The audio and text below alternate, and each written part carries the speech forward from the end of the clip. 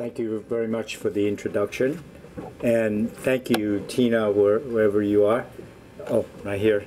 For the honor and the pleasure of participating in this celebration for the students.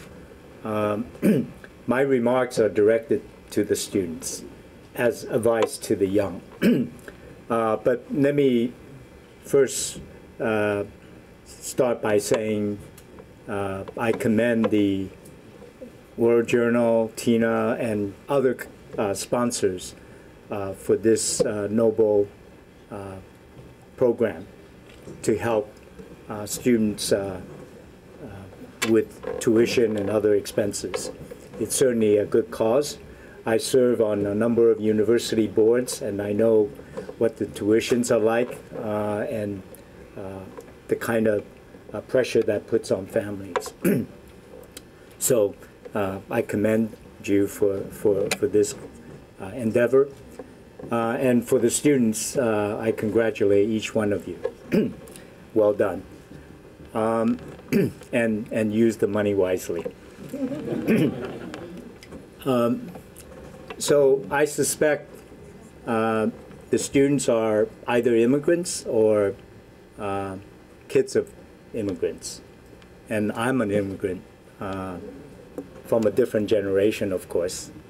And I was born, sorry for the folks over here who can't see the slides, but I was born in 1952 in Taichung, Taiwan. And that's where I grew up.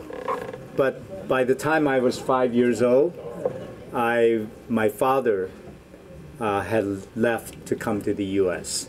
to pursue his graduate studies in engineering.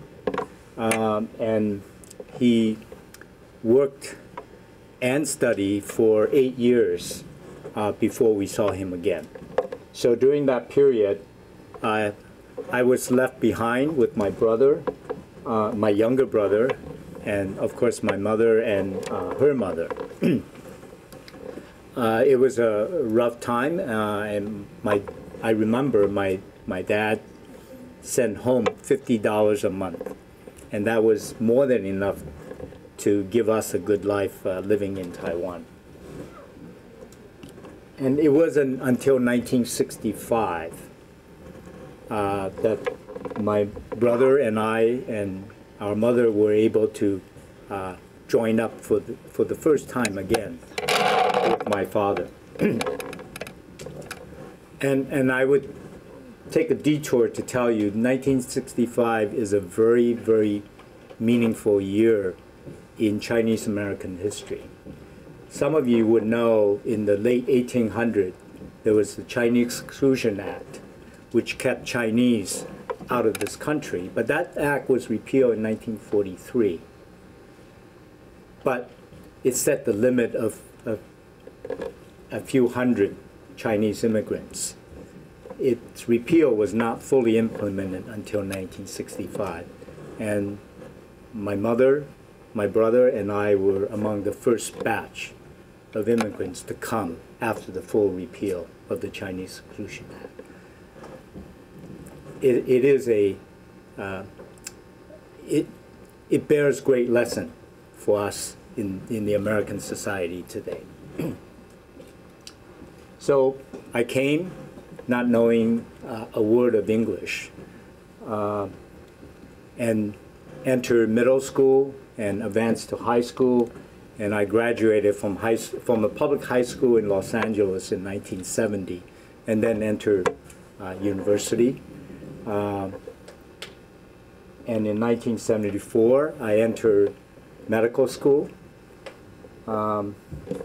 and pursued, of course, medical education, and then did my medical training, and then chased after a new medical mystery, which we now know to be HIV/AIDS. And over the intervening 43 years, that young medical student has turned into a senior figure. And I would say that during these years, I have learned a number of lessons that I try to pass on to my own children, and I have tried to pass on to some of my scientific colleagues. But in general, many of these lessons are relevant for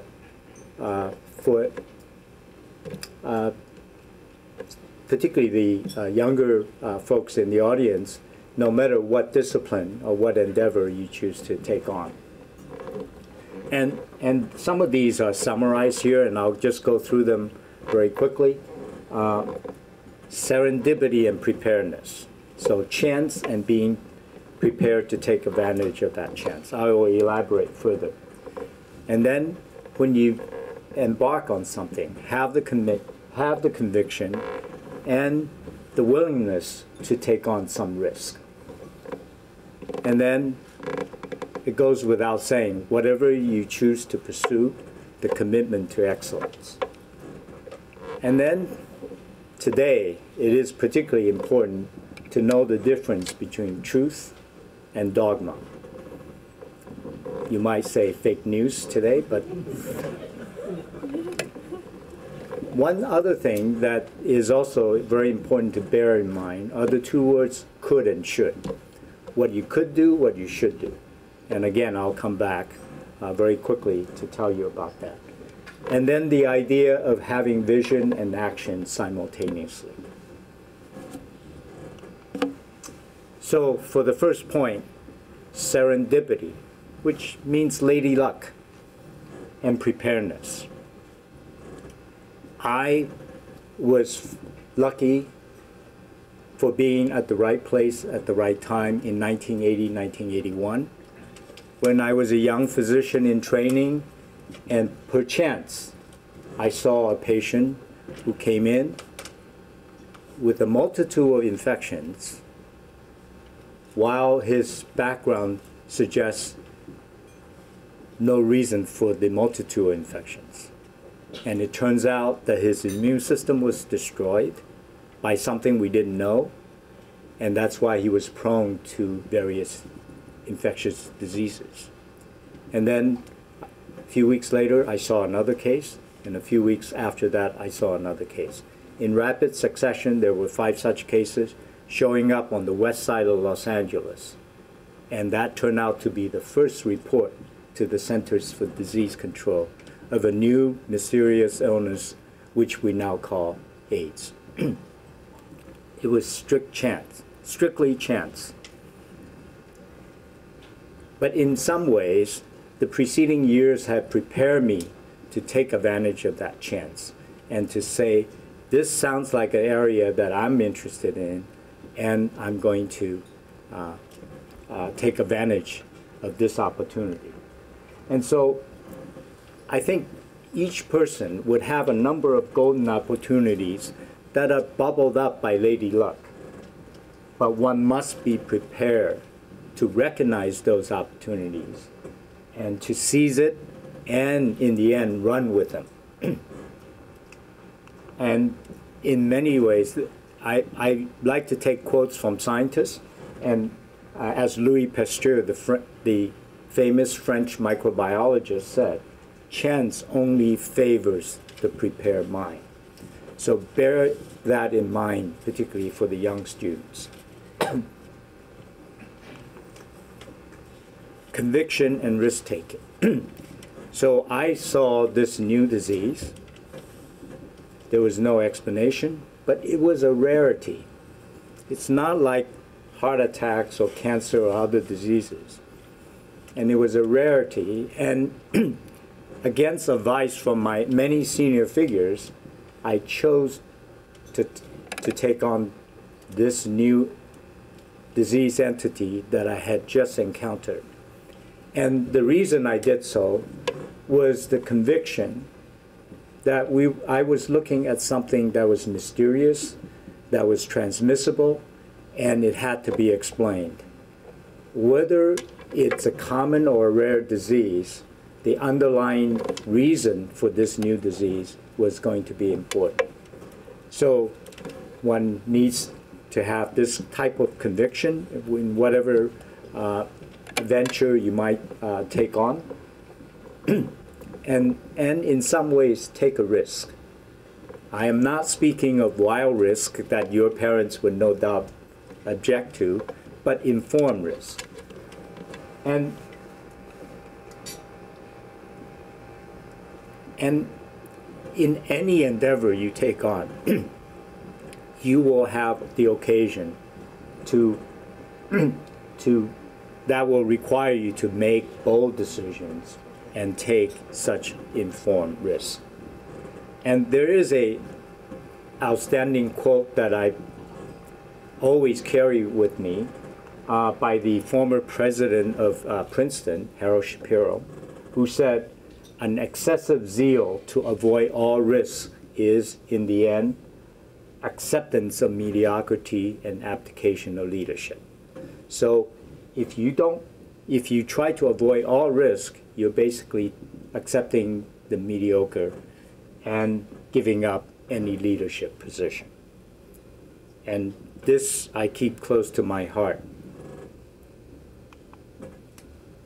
Now, this part, I'm sure you've heard from your parents repeatedly, commitment to excellence. Always maintain that deep commitment. Never permit the quality of your work to be compromised. Never write a bad paper. Never give a bad talk.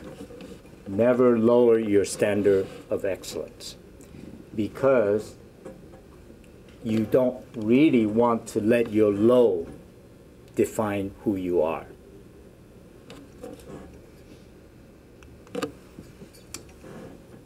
Truth and dogma. Now, this is particularly important to us working in scientific field.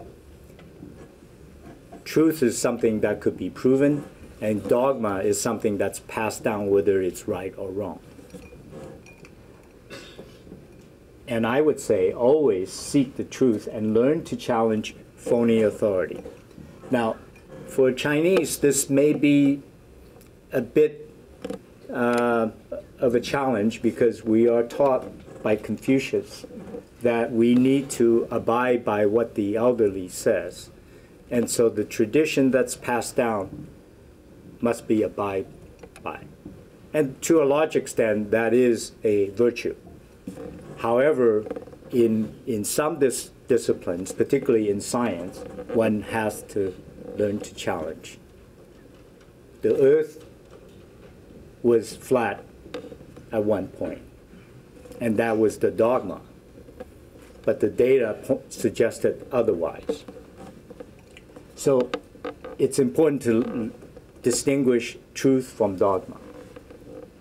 Unsubstantiated dogma restricts the free thinking that is essential to arrive at the absolute truth. When I listen to other scientists, or in particular to our politicians, I often send off dogma alerts in my own head, especially when personal biases are presented as the absolute truth. Don't be boxed in by dogma. Could and should. And I think this is particularly important, and I've learned this from watching my own students and postdocs in the laboratory in particular. These two words are often used carelessly interchangeably, but they have dramatically different meanings, right? I could do this, I should do this. If you pay attention, they have differences. In Chinese, 可以做,应该做, it's more dramatically different. And I see my younger colleagues wanting to be good students or postdocs, just busy. When they finish one set of experiments, they chase another set. But what I want them to figure out is what is the critical path they should take. So that you have one set of results, there are a dozen things you could do. But what are the few things that you should do that would lead you to the next step, lead you to real important findings.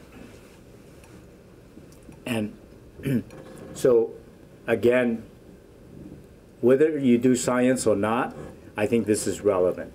In life, you should figure out what you should do and not just do what you could do. Lastly, vision and action. It is simply suggesting you strike the proper balance between thinking and doing, and thus between vision and action.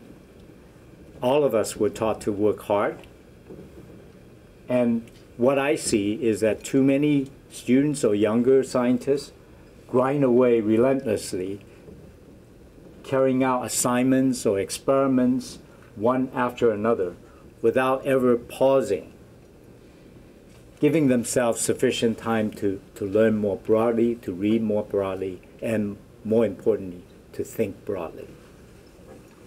And I now tell those people, and I tell myself every day, make an appointment with yourself so that you could sit down and think quietly and be strategic in whatever activity you choose to embark on. So I will end with a very old saying in Japan.